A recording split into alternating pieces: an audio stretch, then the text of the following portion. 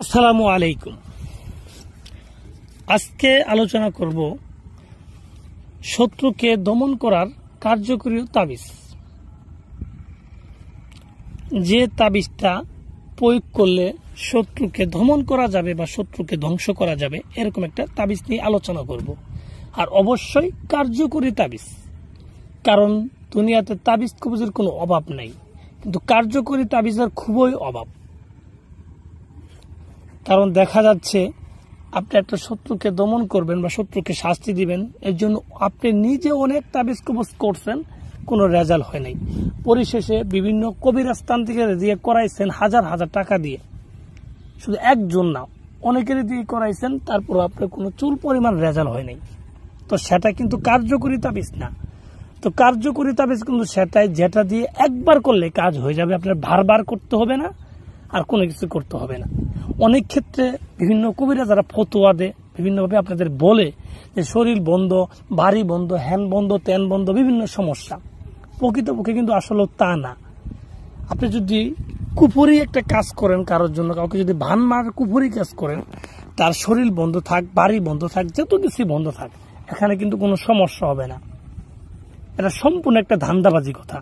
যতই শরীর বন্ধ থাক, যদি সঠিকভাবে কুফরি কাজ করা হয়, কুফরি তাবিজ করা হয়, তাহলে তার কাজ হয়ে যাবে 100%।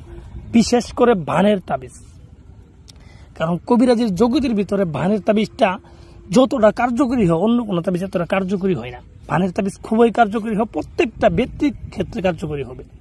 কিন্তু কথা হচ্ছে আপনাকে সঠিকভাবে কিন্তু তাবিজটা করতে হবে। আপনার যেইভাবে নিয়ম পালা আছে তাবিজের, সেইভাবেই করতে হবে। আপনি নিজে যদি পণ্ডিতি করেন তাহলে হবে না। আর সঠিকভাবে যদি করতে পারেন, শত্রু দূরে অথবা কাছে যেখানেই থাকুক, পৃথিবীর যে প্রান্তে থাকুক, তাকে ঘায়েল করা কোনো ব্যাপার না। শুধু তার নাম, তার বাবার নামটা যদি জানা থাকে, শত্রুরাকে যদি দুই চোখ দিয়ে একটাবার দেখা যায়, তাহলে তাকে ঘায়েল করা কোনো ব্যাপার না। তো তাই বলবো, আজকে যে তাবিজটা আপনাদের মাঝে আমি দিচ্ছি, সেটাকে আপনারা সঠিকভাবে প্রয়োগ করেন, সঠিক নিয়মে সঠিকভাবে প্রয়োগ করেন। আশা করি আপনার কাজ দুনিয়ার বুকে কেউ ঠেকাইতে পারবে না। শরীর বন্ধ থাক, মানুষ বন্ধ থাক, জামদর তা থাক, কাজ হবে 100%, কিন্তু সঠিকভাবে করতে হবে। তো ভিউয়ার্স, আমি কথা বাড়াবো না, কিভাবে তাবিজটা আপনারা করবেন সেই সম্পর্কে আমি বলে দিচ্ছি। আপনারা মনোযোগ সহকারে আমার কথাগুলা শুনেন, ভিডিওটা ফুল দেখেন। কারণ ফুল না দেখলে বুঝতে পারবেন না, ভিডিও স্কিপ করবেন না, তাহলে কথা আপনি বুঝবেন না। তো যাই হোক, এই তাবিজটা প্রথমত ভালোভাবে দেখে নেন কিভাবে লিখা আছে নকশাটা। এটা একটা বাহ্যিক লিখা, একটা কাগজে লেখা, লেখাটা দেখে নেন, আপনি ধারণা করে নেন, প্রয়োজনে একটা স্ক্রিনশট মেরে নেন। তো নেওয়ার পর এই তাবিজটাকে যে কোনো একটা শনিবারের দিন রাত্রের বেলা, রাত্রে 11টা থেকে 12টার ভিতরে লিখতে হবে। এবং লিখার জন্য যাইতে হবে আপনাকে একটা নদীর পাড়ে গিয়ে আপনার দক্ষিণ দিক মুখ করে আসন সাজাবেন, সামনে মোমবাতি, আগরবাতি এগুলো ধরাই নেবেন। ধরাই নেওয়ার পর আপনাকে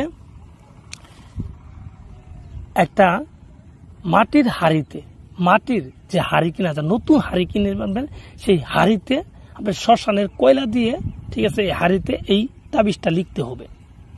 2টা হাঁড়ি নেবেন, 2টাতেই শ্মশানের কয়লা দিয়ে এই তাবিজটা লিখবেন।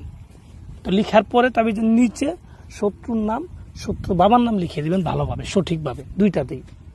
তো লিখে দেওয়ার পর এই হাঁড়ির মধ্যে একটা হাঁড়িতে কিছু কয়লা রাখবেন, জ্বালানো কয়লা, আগুন সহ কিছু কয়লা রাখবেন। কয়লা রেখে সেটাকে সাদা কাপড় দিয়ে পেঁচাবেন, ঠিক আছে, সেটাকে সাদা কাপড় দিয়ে পেঁচাবেন। পেঁচানোর পর এটাকে নিয়ে একটা কলা বাগানে যাবেন, দূরে নদীর পাড়ে কলা বাগান আছে, সেখানে যাবেন। যাওয়ার পর একটা কলা গাছকে কাটবেন, ঠিক আছে, কলা গাছকে কেটে কলা গাছের মাথায় এই হাঁড়িটাকে বেঁধে দিবেন, একটা হাঁড়ি এভাবে বেঁধে দিবেন। বেঁধে দেওয়ার পর আরেকটা হাঁড়ি যে আপনার কাছে থাকবে, সেটাকে আপনি ওর ভিতরে নাপাক বস্তু প্রস্রাব করে দিবেন বা অন্য কিছু দিয়ে সে হাঁড়িটাকে যে কোনো একটা শ্মশানে পুঁতে দিবেন। এইভাবে 2টা হাঁড়ির কাজ যখন সম্পূর্ণ করতে পারবেন, আশা করি সর্বোচ্চ 1 থেকে 2 দিনের ভিতর আপনার সম্পূর্ণ কাজ একদম কমপ্লিট হয়ে যাবে। এটা একবারে পরীক্ষিত, 100% পরীক্ষিত।